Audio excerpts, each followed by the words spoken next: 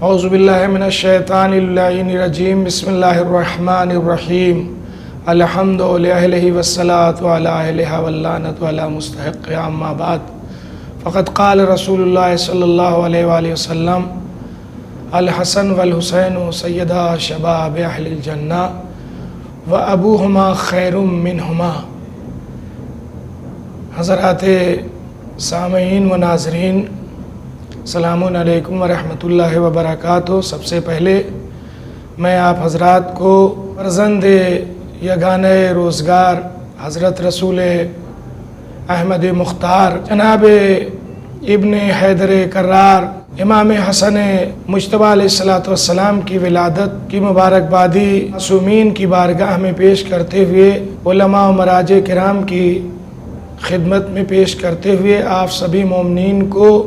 مبارکبادی پیش کرتا ہوں اور بہت بہت مبارکباد دیتا ہوں۔ یہ ماہ رمضان مبارک ہمارے لیے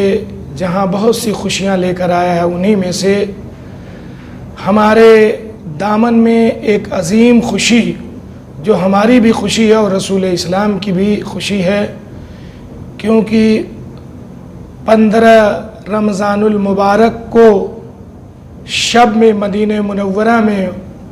وہ آفتاب جلوہ گر ہوا جس کا نام نامی حسن رکھا گیا، اور رسول اسلام کو اس فرزند کی ولادت نے اتنی خوشی بخشی کہ آپ کے دامن سے مقطوع نسل ہونے کا دھبا مٹا، اور اس طرح سے سورہ کوثر کی عملی و بنیادی تفسیر نمایاں ہوئی۔ آپ کا نام نامی جناب موسیٰ نبی کے وزیر ہارون کے 2 بچے شبر و شبیر کے نام پر رسول خدا نے بحکم خدا حسن اور حسین رکھا۔ ماہر صاحب ابو الحسین علامہ کا کہنا ہے کہ انظار عالم سے یہ نام پوشیدہ تھے اس طرح سے کہ ان فرزندوں سے پہلے کسی کا نام تاریخ میں حسن اور حسین کے نام پر نہیں رکھا گیا۔ جناب جبرائیل علیہ السلام جو رومال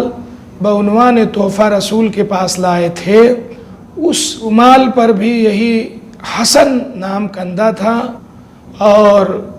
صاحب کتاب اعلام الورا نے لکھا ہے کہ حسن اور حسین یہ وہ نام تھے جو لوح محفوظ میں محفوظ تھے، پوشیدہ تھے دنیا کی نگاہوں سے۔ بہرحال بڑی مسرت کی بات ہے کہ ماہ رمضان کا ایک سلسلہ درس چل رہا ہے اور آپ حضرات سماعت کرتے ہیں، ابھی جیسا کہ کل کے درس میں تھا کہ جنت کے دروازے کھل جاتے ہیں اول شب ماہ رمضان سے اور آخر تک کھلے رہتے ہیں۔ کیا کہنا کہ جنت کے دروازے جس مہینے میں کھلے رہتے ہیں اس مہینے میں سردار جنت آ گیا، اور ہم تمام جنتیوں کے لیے جو محبان اہل بیت ہیں، جو ولایت اہل بیت پر راہ ولایت پر راہ غدیر پر گامزن ہیں، ان کا سردار جنت آج کے دن آ گیا۔ میں نے بتایا حضرت امام حسن کے ناموں میں تو مشہور نام جو تھا آپ کے سامنے پیش کیا، بہت سے القاب بھی ہیں، ان میں طیب ہے، ذکی ہے اور بہت القاب ہیں، مگر آپ کا لقب سید کا لقب جو ہے رسالت مآب نے آپ کو دیا، اور وہ اسی سید کی طرف اشارہ ہے، یعنی سیدہ شباب اہل الجنہ، یعنی حسن اور حسین جوانان جنت کے سردار ہیں۔ تو ظاہر ہے عزیزو کہ امام حسن علیہ السلام کی ولادت کے بعد آپ کا نام تاریخ نے جو ہے وہ لکھا ہے یہ کہ حمزہ تجویز ہو رہا تھا کہ بحکم خدا آپ کا نام حسن جناب رسالت مآب نے رکھا، اور سب سے پہلے آپ کے اس دنیا میں آنے سے پہلے جناب ام الفضل نے ایک خواب بیان کیا رسول سے کہ میں نے دیکھا کہ آپ کے جسم کا ٹکڑا میرے آنگن میں ہے، تو آپ نے اس خواب کی تعبیر میں بیان فرمایا کہ تم پریشان نہ ہو، ان قریب میری پارے جگر فاطمہ کے بطن سے اللہ ایک ایسا نور کا ٹکڑا عطا کرے گا جس کی پرورش تم کرو گی. یہی اس خواب کی تعبیر ہے. ام الفضل نے جب ایک پارچے میں لپیٹ کر لکھا ہوا ہے کہ رسالت مآب کی گود میں اس فرزند کو دیا جو رسول کی خوشی کا باعث ہے، تو انتہائی پیغمبر اسلام مسکرائے اور پیار کرتے ہوئے آپ نے پیشانی کا بوسہ لیا، دہن کو چوما اور اس کے بعد داہنے کان میں اذان دی اور بائیں کان میں خود رسول نے اقامت کہی. مومنین ناظرین کے لیے یہ نقطہ عرض کرنے کا ہے کہ بحیثیت رسول پہلی سنت اذان اور اقامت دینے کی یہ امام حسن کے اوپر رسول اسلام نے جاری فرمائی، اور اس کے بعد پوری کائنات میں آج یہ شر شیطان سے بچنے کے لیے دائیں کان میں اذان اور بائیں کان میں اقامت کہی جاتی ہے. اسی طرح سے مورخین نے لکھا ہے کہ 7ویں روز سب سے پہلے جو عقیقہ امام حسن علیہ السلام کا کیا، اس میں ایک دمبا سرور کائنات نے ذبح کیا اور آپ کے بالوں کو مڈوا کر اس کے ہم وزن چاندی تصدق کیا، یعنی صدقہ میں دیا. امام شافعی لکھتے ہیں کہ یہ سب سے پہلی عقیقے کی بنیاد ہے جو دائمی ہو گئی سنت رسول بن کر، یعنی کان میں اذان و اقامت کہنے کی سنت اور عقیقے کی سنت یہ پیغمبر کی حیثیت سے، سنت رسول ہونے کی حیثیت سے امام حسن کے اوپر پہلی مرتبہ جاری ہوئی اور آج تک یہ سنت جاری ہے. یہ بھی مسلمانوں کو سمجھنا چاہیے. اور عزیزو یہ بات بھی عرض کر دوں کہ جب یہ پہلی سنت ہے تو یہ پہلی خوشی بھی ہے رسول کو. میں نے ابھی بتایا کہ مقتول نسل ہونے کا دھبا ہٹا، سورہ کوثر کی عملی بنیاد سامنے آئی اور پیغمبر اسلام کو اتنی ہی خوشی ہوئی کہ علماء نے، مورخین نے لکھا کہ اس طرح کی خوشی رسول کے گھر میں پہلی مرتبہ دیکھی گئی. شاعر کا یہ مصرع بھی ہے کہ امامت کے گھر میں یہ پہلی خوشی ہے. جیسے نبوت کے لیے پہلی خوشی تھی، ابتر کا تانا دینے والوں کے بعد جب یہ کوثر بن کر نازل ہوئے، تو اسی طرح سے یہ امامت کے گھر میں بھی، چونکہ پہلے امام کے گھر میں امام حسن علیہ السلام کی حیثیت سے پیدا ہونے والے بیٹے امام حسن ہیں، تو یہ بھی امامت کے لیے بھی سب سے بڑی خوشی ہے.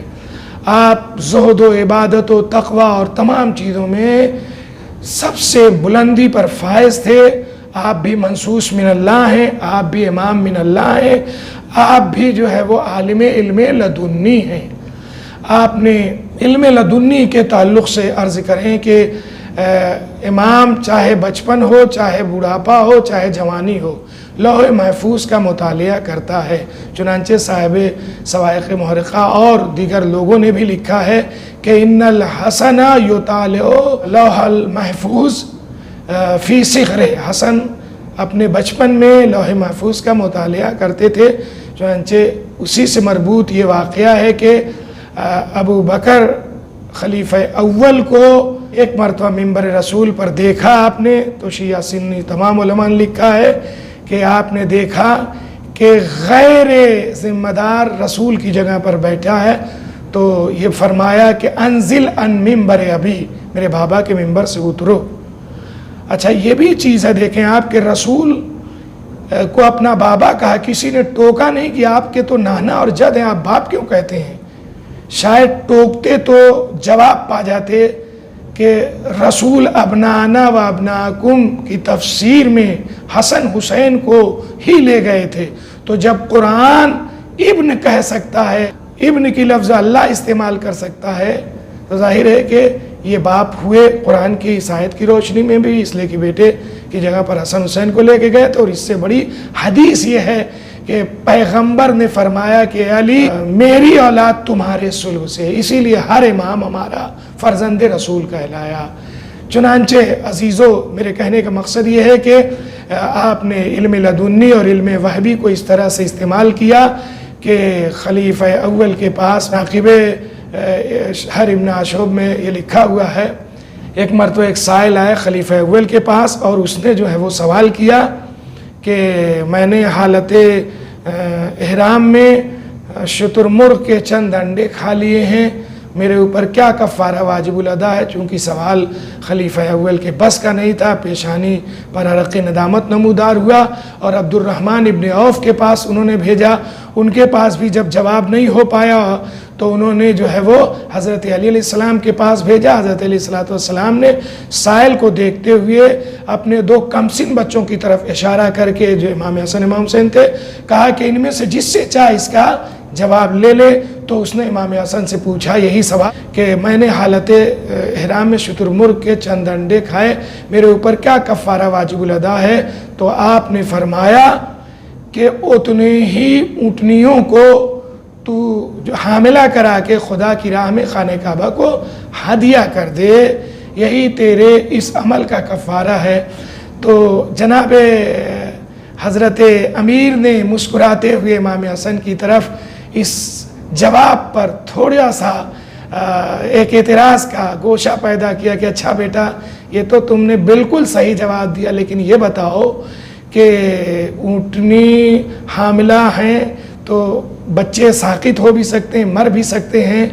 تو یہ تمہارا سوال کس حد تک جو ہے وہ جواب کے مطابق ہوا؟ جواب تمہارا سوال کے مطابق نے فرمایا کہ بابا انڈے بھی تو بہت سے گندے ہوتے ہیں۔ یہ سن کر امام نے پیشانی کا بوسہ دیا اور سائل اپنی جگہ سے جواب سن کر اچھل پڑا کہ ایک مرتبہ عہد سلیمان ابن داؤد میں یہ جواب بالکل اسی طرح ملا تھا، اور آج میں نے حسن سے، جیسا کہ میں نے اپنی کتابوں میں پڑھا ہے۔ تو اس طرح سے آپ بہت عظیم جو ہے وہ امام تھے، اور آپ کے صلح کی طرف جاتے ہوئے صرف اتنا کہوں گا 4 مصرے پڑھ کے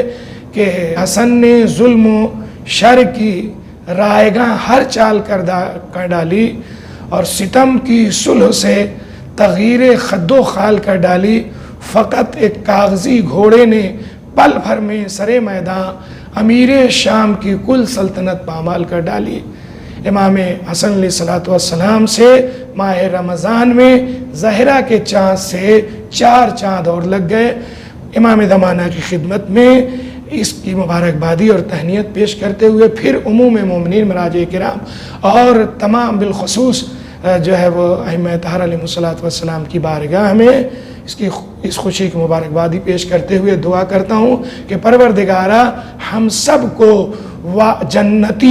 جنتی ہیں، جنتیوں میں باقی رکھ۔ پروردگارہ ہمارے اعمال کو قبول فرما۔ اس مہینے میں رسول کی خوشی میں ہم سب لوگوں کی خوشی کی شمولیت فرما، اور انشاءاللہ ہمارے ہر عمل سے امام زمانہ کو راضی و خوشنود فرما۔ آخر دعوانا الحمدللہ رب العالمین، وصلی اللہ علیہ وسلم۔